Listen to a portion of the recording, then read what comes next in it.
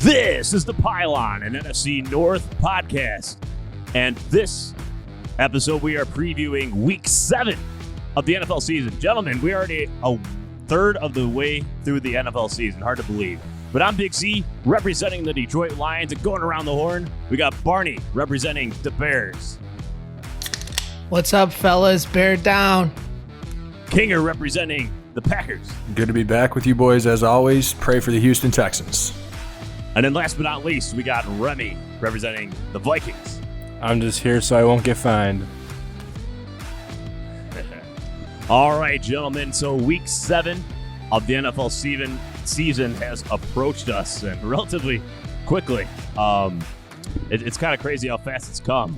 So there are 3 teams playing this week in the NFC North, Minnesota getting a bye. So before we get into those games, what we're going to do this episode is kick it off and throw it over to Remy, just updating us on the Vikings and what's going on during this bye week, if there's any news to report at all. So, Remy, I'll let you take it away here.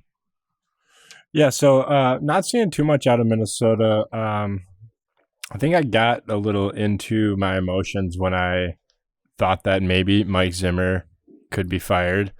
I mean, it's still not ruled out. They still continue. If they continue to lose, I still think it's a possibility, but going into the bye with only 1 win on the season is not good. And I mean, just looking at my notes here, you got Adam Thielen, who leads the league in touchdowns with 7. You got Jefferson, who's 5th in the league in receiving, and you got Cook, who's 3rd in the league in rushing.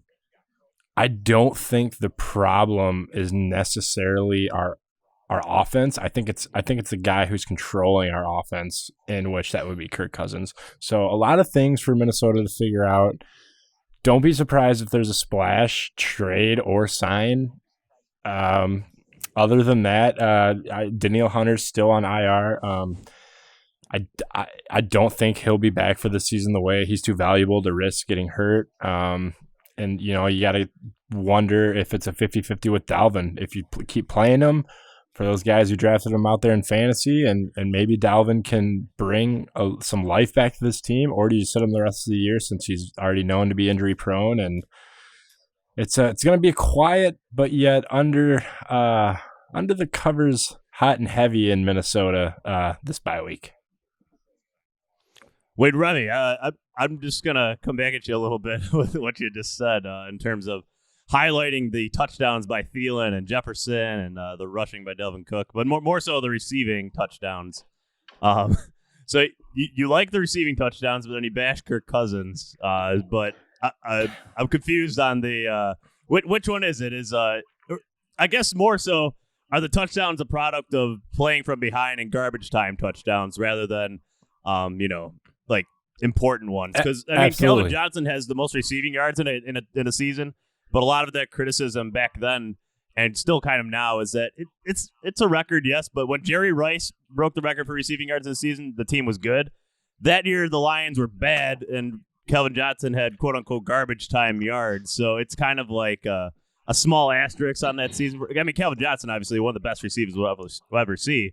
But there's still a little asterisk on that record. So I'm just saying, when you highlight the touchdowns, is it because of garbage time more so? And I think...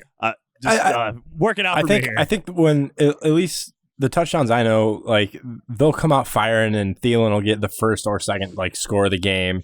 Last game was definitely a garbage touchdown. Kind of same with Justin Jefferson, but I mean, if he's wide open, he's wide open. You can't miss that. But when I bash Kirk, it's his decision making and his pocket presence. He gets too scared and he holds onto the ball too long. But no, I believe we got a good offense moving forward and just a young defense that needs a little bit of grooming. And we'll just kick back and hopefully let some players get rested and healed and come out and probably lose to Green Bay again. All right. And you have nothing else to report on Minnesota before we head to the rest of these games in Week 7, right? Nothing else to report. All right. So you enjoy your bye week, Remy, but definitely chime in here on these next 3 games that we got. coming up to discuss. And I'm just There's going down no the way we can lose. Yes, that's very true. Lions know that too well over the past many years. The bye week being one of the best weeks of the season, unfortunately. But nevertheless, we move on. So the Lions coming off a big win, trying to go for 2 in a row here. Something that hasn't happened often under Matt Patricia in the last 3 years. And they're going to be going on the road again to Atlanta. So the Lions are trying to continue trying to making the NFC North life tough against Atlanta. The Bears and Packers, obviously, big wins over them, and the Vikings getting their ass kicked last week by them. But Atlanta, new head coach, Raheem Morris, possibly changing the defense around more to his style rather than Dan Quinn's. There's a lot of it's funny what a win does in the NFL season. Even for an 0-5 team, one win, people are talking about Raheem Morris as a possible head coach next year. I saw a lot of those articles floating around, just researching the Atlanta Falcons this week, and I was just dumbfounded because this defense has been terrible, and he's been a part of that defense, coaching somewhat. I know he's not the leader, but now he is. But the thing to highlight, of course, for this Atlanta Falcons team is the offense. Matt Ryan and Matt Stafford, really good buddies off the field. They hang out all summer in Georgia together, them and their families. So going against each other. This is Matt Stafford's first game in Georgia since he left playing there in college. He has never played a road game in Atlanta in his NFL career, so this is the first time he'll be back home. So that's an interesting factor. But regardless of that, coming in this game, Lions have a few injuries to report. Frank Ragnow sat out of practice again. This was the same thing that happened last week, but then he ended up playing.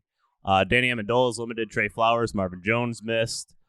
Julian Okwara, our talented third-round linebacker / edge rusher, just got put on IR this week, so that's a big loss. The Lions are going to have to get a pass rush against Matt Ryan. That's how you succeed.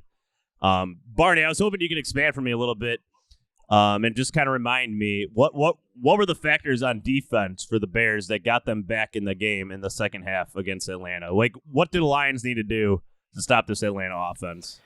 You just got to check. Was it a pass rush? Was it pass rush? We had a decent pass rush towards the end of the game, but you got to remember we were getting beat up pretty bad in the beginning. So, they kind of got conservative and were running the ball a lot. I think that, Dan Quinn or, whoever's calling the offense over there, is that Sark? I don't know.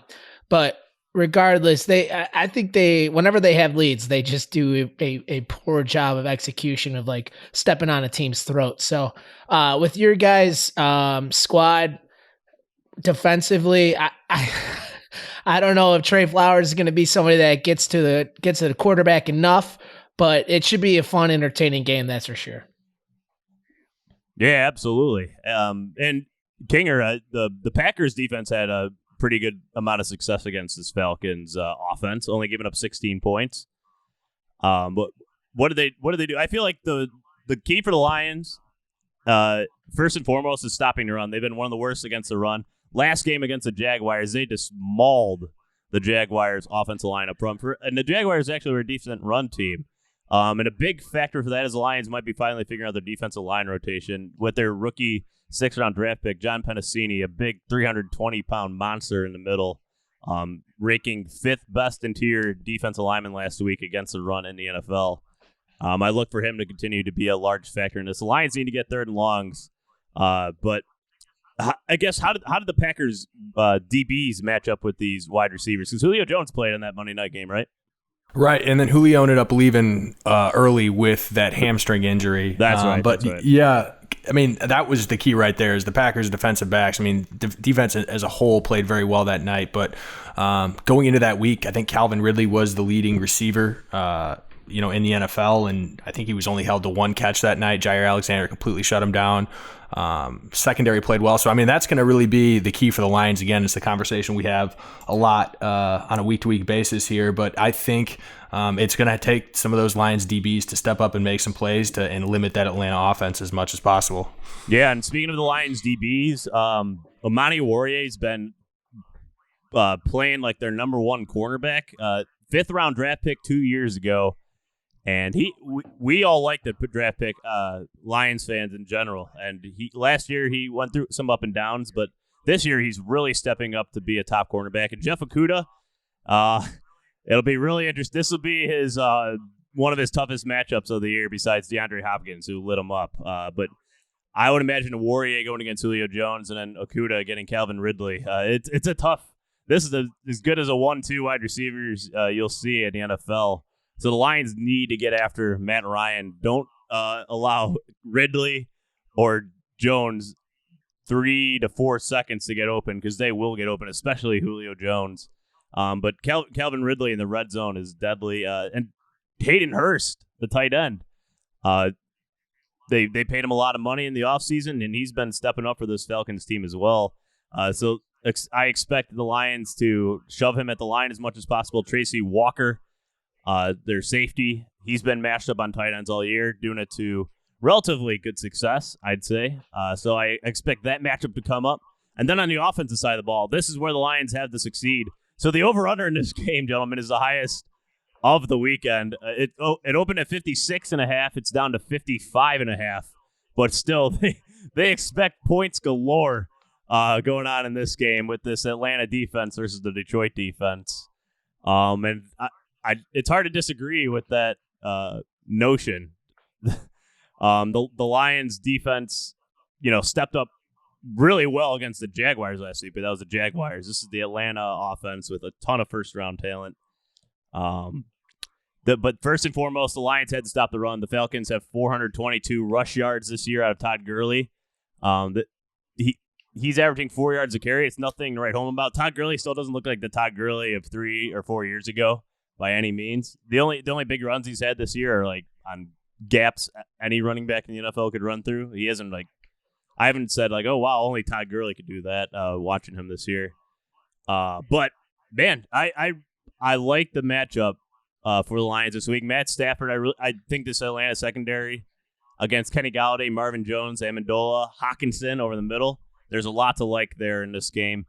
I'm going to predict a 34-31 win for the Lions in this game. It's going to be really high scoring, but I like the Lions odds down the stretch. And the Lions are 2-1 on the road, 0-2 at home. So I like the road game for the Lions. Maybe they concentrate better. Being out of Detroit, I don't know what it is, and no fans. That's also nice. But I'm going 34-31 Lions, and they're 2.5-point underdogs in this game. So I think I might be throwing some money on this. I think, but let's go around the rest of the horn and see what you guys think. We'll start with you, Kinger. What do you got in this game? Well, if you boys remember last week, I think the phrase that I used was Atlanta stinks. Well, I've changed my tune a little bit this week. Maybe I was wrong. I think maybe Raheem Morris maybe he's going to go down there and turn it around a little bit for Atlanta. There's still no denying that they've got a ton of talent offensively. You've been reading those articles this week, huh? Yeah, maybe a little. My dumb brain works like that. When I see good performances, I tend to overestimate how good teams are. That being said, I like Atlanta this week. I still don't think Detroit's very good. I like that over as well. I'm going to take Atlanta 31-27. All right. Let's go to you, Barney. What do you got? I got to say, it's probably going to be one of my favorite games of the weekend just because there's going to be a lot of points. It's going to feel like a Big 12 game. Just nothing but touchdowns, no defense. I really like your score there, Big Z. I think it's going to come down to whoever has the ball at the end of the game, if somebody can capitalize or not. I have a feeling, one of the best quarterbacks in fourth quarter comebacks or backdoor covers is Matthew Stafford, but I think they're going to be down 4 with the last drive. They got to score a touchdown, and I don't know if they get it. I'm going to say 34-30 Atlanta. All right. And there's one thing I wanted to throw in there, too, is the emergence of DeAndre Swift. I think he's going to be a big factor in this game as well, out of the pass game more so than even the run game. He split the carries last week with AP. We project that going forward as well. So DeAndre Swift's going to have a big game. I think he's going to have 6 or 7 receptions in this game for over 50 yards. He matches up really well with this defense. But Remy, let's go to you with your prediction. No, I like the Lions, and I hate Atlanta after last week, but I'm pulling for them. Lions have never really been too much of a threat as I can remember anytime. So I'm pulling for them this week and until they play the Vikings. So I mean, I agree it's gonna be a high scoring game, and I'm gonna go 28-24 Detroit. That a boy. That's what I like to hear. All right. So we're split. We're split on this one. That's the Remy kiss of death right there. Yeah, I know. Oh boy. Yeah, but you know what? I'll take it. I still think it's good. Remy's going to turn it around here with his predictions, and it starts this week, Remy, with my boys. That's right. Don't forget, I predicted Las Vegas over New Orleans. You can live with that one for the rest of the year, man. Barney, you want to throw in one more thing before we move on? Yeah, I just want to see how concerned. I know you mentioned some of the injuries. How concerned are you with the injury report coming out of Detroit? I'm not too concerned. Trey Flowers, Marvin Jones, those kind of just popped up today. But there was nothing lingering from the game, I feel. So I think they're just being cautious.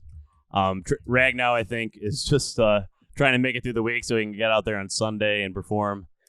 But yeah, I'm not too concerned about any of these injuries per se right now. That could change, by Friday or Saturday. But nothing I'm reading right now is overly concerning. They're out, but we've seen guys out throughout this year that end up playing on Sunday, so it's really hard to say. Right on. Yeah, I was just saying, just because I think one of the biggest battles, for you guys to try to win is beating Grady Jarrett up on the defensive side for Atlanta. Mm-hmm. He's a tough guy, but with Frank Ragnow in there, you got to be a little bit more confident like that.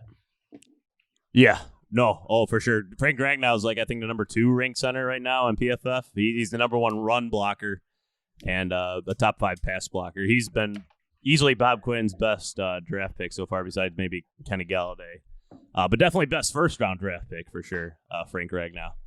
But let's move on to the other noon game, and that is the Packers traveling to the Houston Texans. Kinger, the Houston Texans coming off a brutal overtime loss to the Tennessee Titans. But man, the Packers going against a bad defense. Is that going to turn their offense around after a 10-point performance against the Bucs?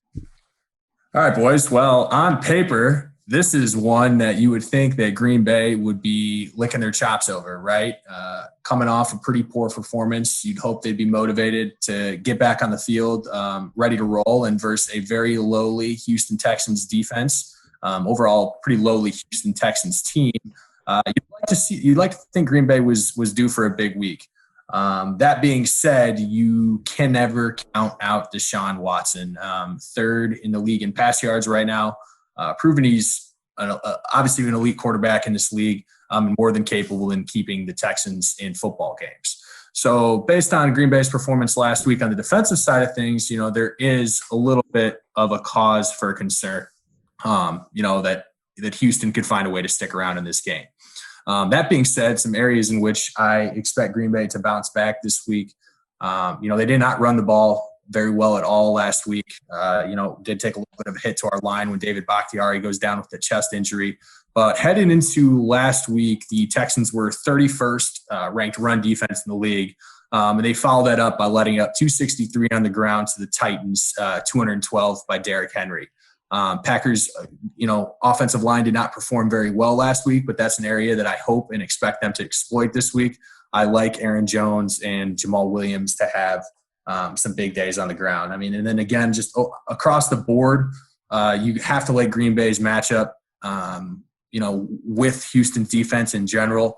They've got a top 3 or 4 tackler on defense. Their middle linebacker, Zach Cunningham. He's having a pretty good season.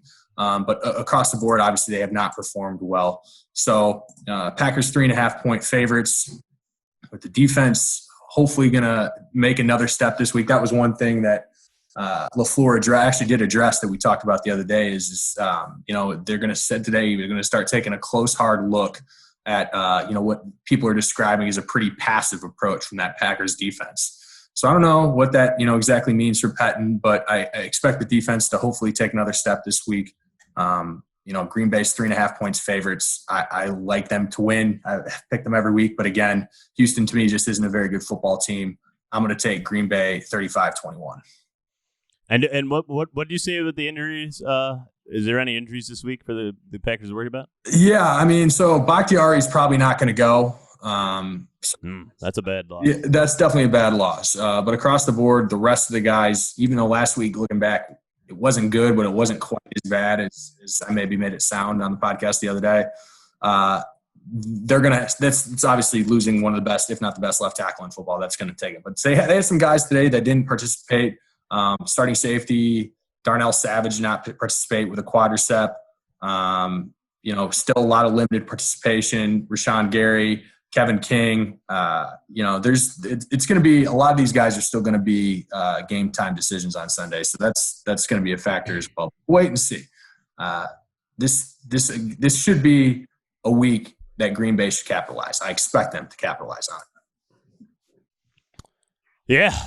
All right. Let's go over to Remy there. What do you have for this game?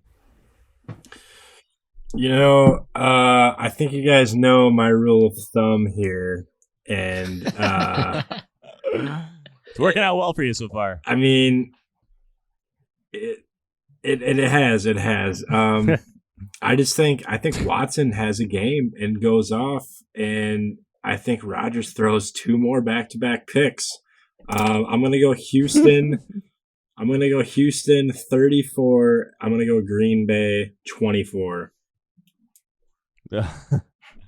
All right, man. Are you gonna put money on that one too? No, I'm staying away from this game.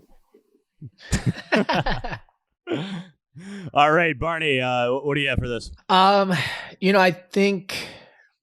I think it all comes down on who wins the trenches here. Kinger highlighted how Bakhtiari is going to be out. I think the strength comes from the interior D-line with Houston, so I think they'll survive that blemish there. And I really like the way that Pettin uses Zadarius Smith up the middle, because one of the best left tackles in the league as well is Remy Tunsil.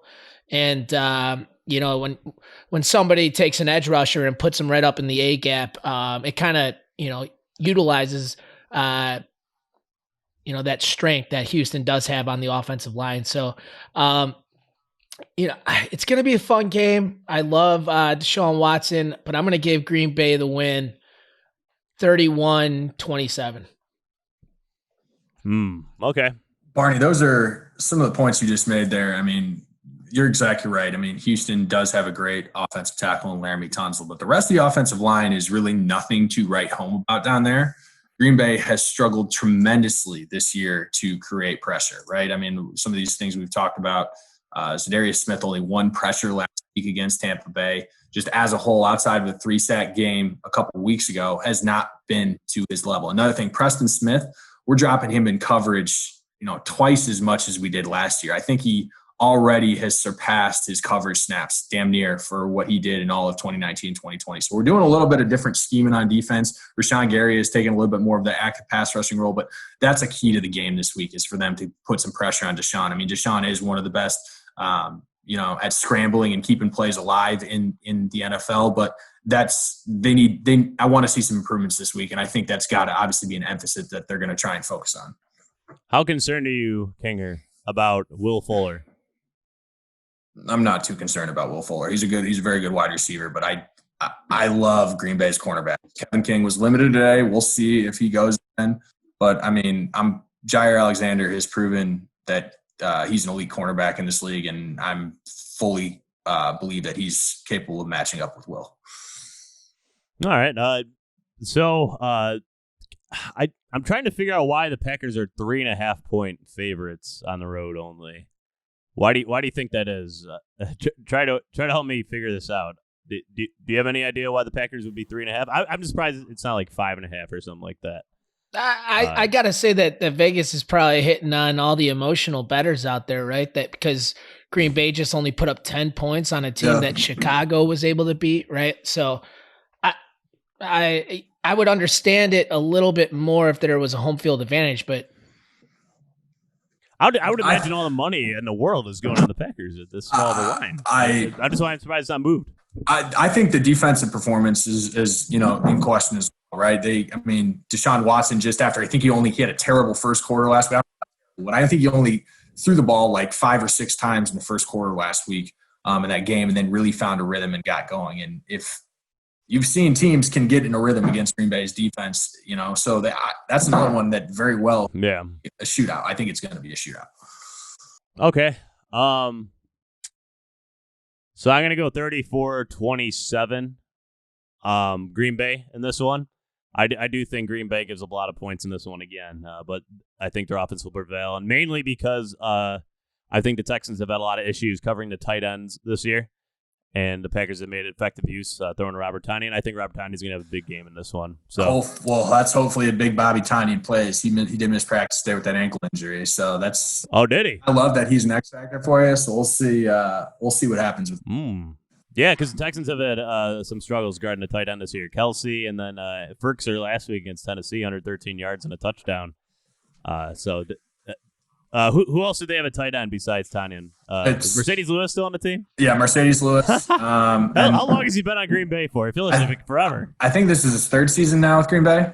That's it? 3rd or 4th, yeah. And then we'll have Jace Sternberger as well, our draft pick out of Texas A&M a couple years ago. So, has he produced it all this year?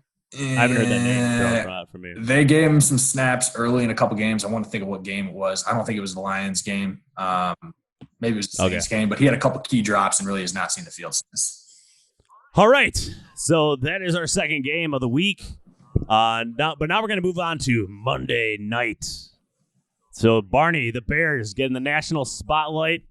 Shocker. But on Monday night, they go and travel to L.A. in that new SoFi Stadium as 6-point underdogs in this game. How do you feel about the Bears being 6-point underdogs in this week? I gotta tell you, I'm licking my chops right here with a 6-point spread here. Last time we faced off, it was when both teams were really excelling back in 2018, the year that the Rams went to the Super Bowl versus the Patriots. Vic Fangio dialed up a great game plan, stuffing Todd Gurley, who was having a hell of a season. That game ended at 15-6 in the favor of Chicago Bears. And I don't think it will be as snooze-festy of a game on the offensive side for both teams. But I don't understand where you get these 6 points here. Defensively, the teams are both very pretty, they're very good. They create a lot of turnovers off pressure. They're both in the league leaders of sacks. You got Aaron Donald doing it right up the middle, which is a cause for concern for the Bears because, we sat Alex Bars because of the James Daniel injury, and we put in Rashad Coward in versus Carolina. And I mean, he was awful. The tape does not look good for that. And it's just not a strong spot for us on the offensive line in general. And so I think Aaron Donald's going to cause quite a few problems for us to get our offense going. But I'm very confident in the way that our defense will play against Jared Goff. He has a sound bite that's pretty bad right now that, he's been asked what he thinks about Khalil Mack, and he said downright, he's the least favorite person he likes to face. I think he's legitimately scared of Khalil Mack. He should be. Boy, right now the over under, it started off at 46. I think it's right around there. I don't think both teams are going to surpass 20 points here. And I think when there's not a lot of points, 6 points to covers is tough. So, I don't think it's going to be a fun one, for the fans. It's going to be a defensive showdown here, but one of our biggest strengths is our pass defense. We did it versus Tampa Bay. We do it versus everybody. Once people get into the red zone, we're number 1 in the league. On third down, we're top 3 team in the league. And we just saw what San Francisco was able to dial up with, their best guys out and Nick Bosa. So this is going to be huge. We're going to have to get after the pass rush there, but most importantly, why we found all that success 2 years ago was because we stuffed Todd Gurley in the run, and we're not that good. We weren't we're not at that caliber as we were in 2018 with our rush defense, but that's got to be the point of emphasis, because this team, if they can get that play action going, they're going to be trouble. Robert Woods and Cooper Kupp are some of the best route runners in the game. So if we can clamp down on that rush offense and get after that quarterback and not have time for Jared Goff to look through his progressions, I like the Bears a lot here. As a score, I think it's going to be 16-13. Yes, I just like the score. The last 2 times these teams have played, so last year Rams won 17-7. The year before that, Bears 15-6. So 24 and 21 points scored. Not much going on. But I'll take my prediction right here. So Aaron Donald, I think, is just going to have an absolute field day with the interior of this Bears team. This has got to be one of his juiciest matchups of the year, and he is that big of a difference maker. I think that's why the line might be 6 points. It seems crazy for 5-1 team to be 6-point underdogs. But I do think it's the worst 5-1 team I've seen. So I'm going to go 20-13 Rams on the road in this one. I just don't think the Bears have enough offensive firepower to go against the pass rush of this Rams team. So, Kinger, let's take it over to you. I'm with Barney that this 6-point line baffles me a little bit, especially because I hate to say it, but the Bears have not been getting the respect they've deserved, in my opinion, in regards to gambling lines this year, which I am A-okay with, because we'll hop on and capitalize that all day. So I'm going to hop on that one again this week. I like the Bears to cover 6. However, I kind of like the Rams offense to bounce back and have a little bit better week than they had against San Francisco last week. I like Henderson. I like the Rams to be able to run the ball a little bit on the Bears. Hopefully that does open up the play action, like Barney said. Low-scoring game again, a lot of field goals. I'm going to take the Rams 19-16. Okay. And so far we all have the under right now too. The under 45. Remy, what do you got for this one? Monday night. I think they give them a little more of a show. The two teams give the fans a little more of a show, but I am sold on the Rams. I'm taking them 24-17. All right. So, Barney, you're the one taking the Bears. It wouldn't be the first time. Boys, this is I'm like I said, every time you guys all gang up on me like this, the Bears pull off the not only the cover but the money line. So I appreciate all three of you and your efforts to help us excel to 6-1. Oh boy. So all right. So those are our predictions and a roundup for the preview of Week 7 in the NFL season here in the NFC North. Again, the Vikings have a bye. Lions and Packers at noon. Bears on Monday night. So before we end the podcast, of course, it's our second episode of the week, and that means it's time for our best bets. So, Barney, I always hand it off to you to give us a recap on how it's going so far this year for us. All right. So, at the bottom is Remy with 9-10-1. In third is Kinger with 9-8-1. Big Z, you're 9-9. Hey. Taking home second place, and I am up top with a 12-6 record. Barney, killing it and crushing it right now. It's been a good year so far. If you've been listening to Barney, you've been winning money.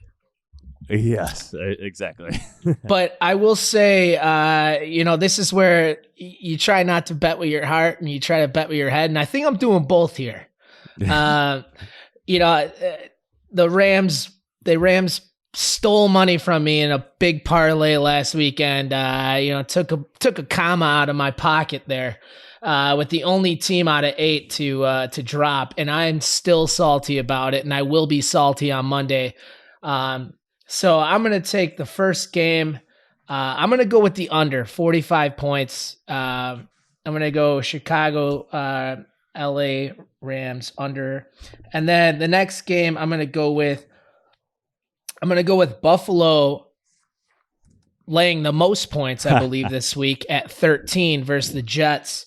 I think that defense will just knock the snot out of Gase and company, and I think it's going to be a heavily one-sided game. And then my last game, Sam Darnold might be back this week, so watch out for that one. And just really quick, the Jets are 0-6 against the spread this year, and a lot of the spreads have been double digits. That's how bad they've been. No team has ever been 0-16 against the spread in one season. The worst I think I read was the Buccaneers, who were 2-10-2, or 2-12-2 against the spread one year. That's the worst ever. But go on with your third. Just want to throw that in there. The third game I'm going to go with another under here. Right now it's 50.5 with Pittsburgh and Tennessee. I think Pittsburgh's defense and their front seven, even with Bush out, will at least clamp down as much as you can on somebody like Derrick Henry. And I don't think that Tennessee offense gets off to that rolling start that they've been on. And then on the other side of the ball, I think Tennessee's a great team defensively. So I'm just looking for them not to have a shootout there at 50.5 points. All right. So those are Barney's best bets. And again, he's in first place. So pay especially close attention to those ones. But let's move to the bottom now. So Remy, what do you got for us this week? Yeah, I'm going to actually channel my inner Big Z, and I am taking the Lions at +2.5. +2.5 for the Lions. I believe in them. I believe in Stafford. And then I'm also taking my dog Teddy. I'm taking Carolina at +7.5. And last but certainly not least, we might have the upset. Nobody's going to expect it. Arizona, +3.5. Hey, Arizona, man, is giving them a lot of Seattle a lot of trouble over the past 2 years. That's the one team that usually beats them. And their Arizona's defense looks pretty good. Yeah. They did play Andy Dalton last week, so and they are missing Chandler Jones, so. Moral victories. I think their defense is middle of the pack to like the lower half of the middle of the pack right now, just in terms of yards and DVOA and stuff like that. But they are a team that over under right now in that game is 56. There's so many big over unders, it's crazy, but they expect a lot of points in that one as well. But okay, so those are Remy's best bets. Now let's move on to Kinger. Kinger, what do you got? Already discussed one game with you boys. I am going to hop on the Bears this week, +6 Monday night at LA. I'm also with Barney. I'm not going against him this week. Normally we go against one, or I go against him, or that's what it seemed at least thus far. I'm going to take the Bills -13.5. I think they are going to bounce back after that loss to the Chiefs and absolutely throttle the Jets. And then the final game, this is just a straight feel game. I listened to Matthew McConaughey on nothing earlier today, and he was talking about sometimes you just got to weigh some factors and just, go with your gut feeling. Well, I like the under in the Jacksonville Chargers game at 49. Jacksonville hasn't scored over 20 points 3 out of 4 games. They're going to be jet lag, getting off the plane out in LA on Sunday. I like just a low scoring dud game out there. So I'm going to take the under in that one. All right. I like the Matthew McConaughey reference for the best bets. Sometimes it's just what works. Okay. So the one I'm most confident in, my best bet is the Steelers as pretty much even odds against the Titans this week. Steelers have the best run defense in the NFL, and arguably the best defense. I think the Titans have gotten away with a little luck. Like the Buffalo Bills, that was a weird situation. Texans, just a bad team overall. But I think the Steelers are a much better team, and I love that I can get them at even odds, especially the way their offense is cooking right now and the emergence of Chase Claypool against these cornerbacks of the Titans. So I really like that matchup. The 49ers, this goes against me, the West Coast traveling to East Coast. The thing, I usually don't like taking a West Coast team traveling to the East Coast, but I think the 49ers are playing some really good football right now. I think the Patriots are a little lost. I know last week against the Broncos, Cam Newton is coming off his COVID thing, but I don't think there's enough firepower there. And I think the 49ers are going to keep this close. It could be a 1-point game. It could be. And in that case, I'm going to take the 49ers 1.5. Anything better, I'll gladly jump on that. But I have them there. And then I'm going to go with the Buccaneers as 4-point favorites on the. So I'm taking 3 road teams this week. But and this is East Coast traveling to West Coast, so I'm really going against myself here this week. But I really like the Buccaneers traveling to Las Vegas. Las Vegas is coming off a bye, so there's that factor. But I think ultimately the Buccaneers finally found something last week they've been missing all year. They're going to have some momentum going. I really like that matchup as 4-point favorites on the road. I think they win by a touchdown or more. So those are my 3 best bets. Yeah, Barney. I like that game a lot, that last one with Tampa Bay and Vegas, especially. I don't know if you guys have heard, John Gruden sent their entire O-line home today, and they did not practice because is it their left tackle? Is that Trent Brown? I can't think of who the left tackle is, but he got just put on the COVID reserve list. And since he's in close quarters with his offensive line, they just put Gruden just made them all go home today and not practice. So if that's not a starting offensive line there, I would advise all of our listeners to monitor that, because that Tom Brady, with his defense, that could be some easy money there. That's right. You know what? I didn't even know that was news out of today. So that I feel like that line might jump up soon. I should probably grab that, tonight or tomorrow. So in that case, the line's 4 right now. I would take it up to 5.5. I think at 6 points, I would stay away, but 5.5, I would still take it. So if you're listening and it jumps up by that point, by the time we show this out there, or you start listening to it, that's my feelings on that. So I think that is going to wrap it up for this Week 7 preview episode of the Pylon, an NFC North podcast. If you like what you hear, awesome. Please subscribe. Please leave a review on Apple Store or the Apple Podcasts. Please follow us on Instagram. We keep picking up followers every day. It's great. The Pylon. That's where you can find us on Instagram. And just keep on listening. Please comment. And we'll keep growing this thing. But thank you, everybody, for listening. We really appreciate it. Have a great Week 7. Have a great weekend.